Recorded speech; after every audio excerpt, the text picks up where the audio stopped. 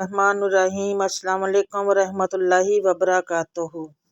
اس video میں ترقی کے حصول کے لیے دینی و دنیاوی مقاصد میں کامیابی کے لیے رزق میں برکت کے لیے وظیفہ پیش کیا جا رہا ہے۔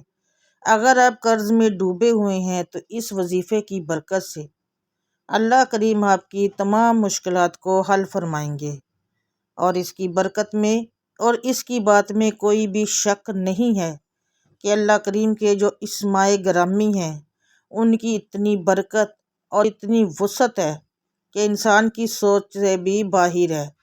تو انسان کبھی بھی کسی بھی مصیبت میں پھنس جاتا ہے، کبھی قرض کے بوجھ میں ڈوب جاتا ہے، دب جاتا ہے، کبھی اسے کوئی مصیبت و بلا چمٹ جاتی ہے۔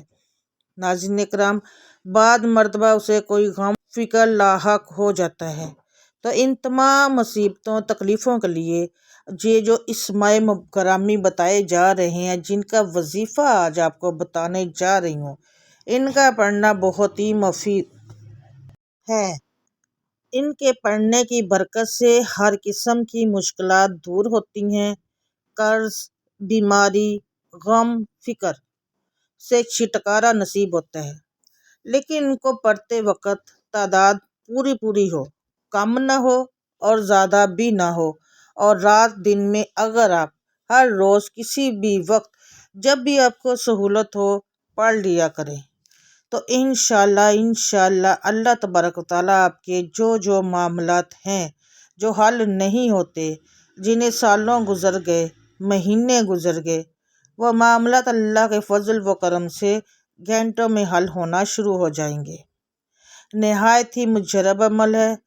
آپ نے ہر روز بلا ناغہ اول و آخر 11 مرتبہ درود شریف پڑھ لیں۔ اول میں ثواب کی نیت سے ایک بار میرے ساتھ بھی پڑھ لیں۔ اللہ تعالیٰ اس کے پڑھنے میں غلطی کوتاہی جو بھی ہو ہمیں معاف فرمائے۔ اللہم صلی علی محمد وعلی آل محمد کما صلیت علی ابراہیم وعلی آل ابراہیم انک حمید مجید۔ اللہم بارک علی محمد وعلی آل محمد کما بارکت علی ابراہیم وعلی آل ابراہیم انک حمید مجید۔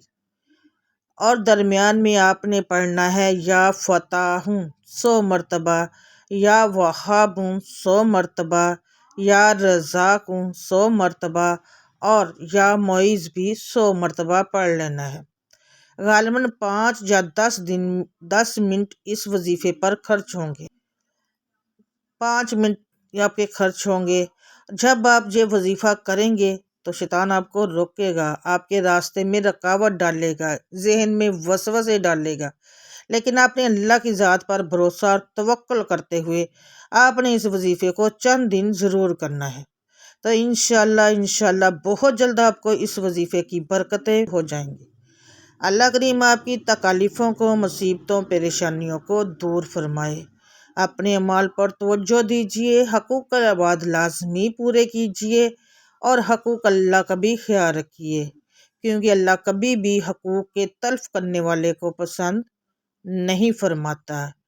قیامت کے دن اللہ اپنے حقوق تو معاف فرما دے گا، مگر حقوق العباد یعنی اللہ کی مخلوق کے حقوق جو آپ نے ادا نہیں کیے ہوں گے ان کو معاف نہیں فرمائے گا۔ ان پر آپ کو سزا دی جائے گی اور آپ کی نیکیوں سے ان حقوق کو ادا کیا جائے گا۔ اس لیے زیادہ سے زیادہ اللہ سے دل لگائیں، زیادہ سے زیادہ آپ اللہ تعالیٰ کے کلام پڑھا کریں، چلتے پھرتے اٹھتے بیٹھتے آپ وضو اللہ تعالیٰ کو یاد کیا کریں، استغفار کیا کریں، یہ آپ کے لیے بہت فائدہ مند ہے۔ ویڈیو پسند آئی ہے تو لائک کر دیں، اور چینل پر پہلی بار آئی ہیں تو چینل کو سبسکرائب کر لیں۔